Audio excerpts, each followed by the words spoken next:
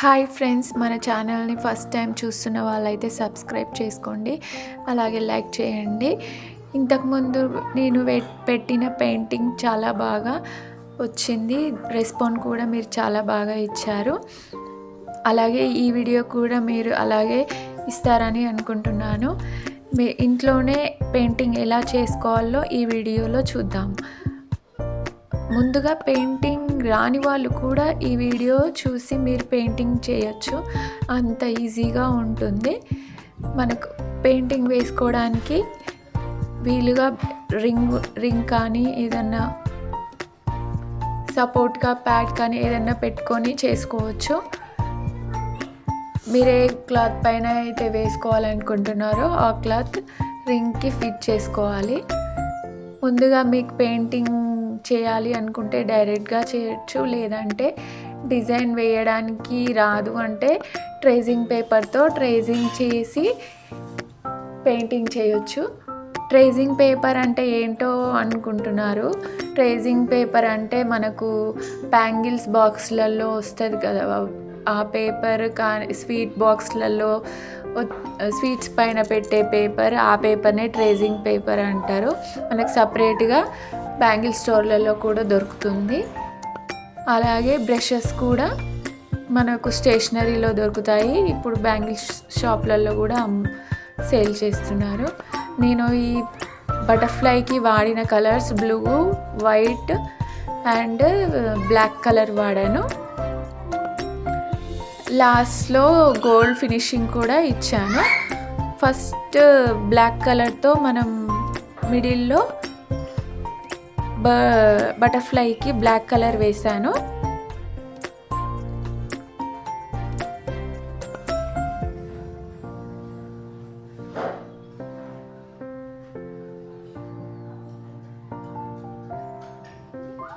ఆ షేప్ ఎలా ఉందో అలా చేసుకోవాలి.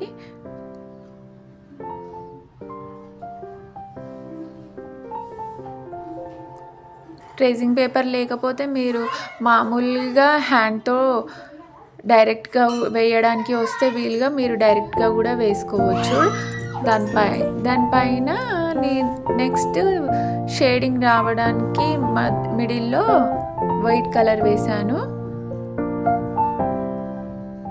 వైట్ కలర్ వేసి బ్లూ కలర్ అండ్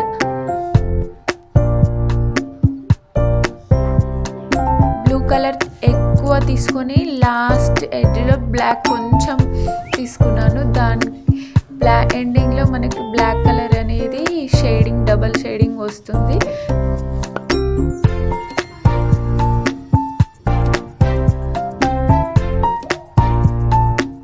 చూడండి అది షేడింగ్ అనేది ఎలా వస్తుందో. మిడిల్లో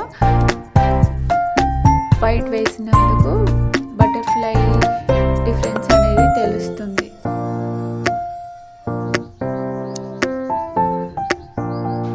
అలాగే అన్ని పెటల్స్ అలాగే వేసుకొని ఫినిషింగ్లో గోల్డ్ కలర్తో షైనింగ్ చేసుకుంటే బటర్ఫ్లై అవుట్పుట్ అనేది చాలా బాగా వస్తుంది.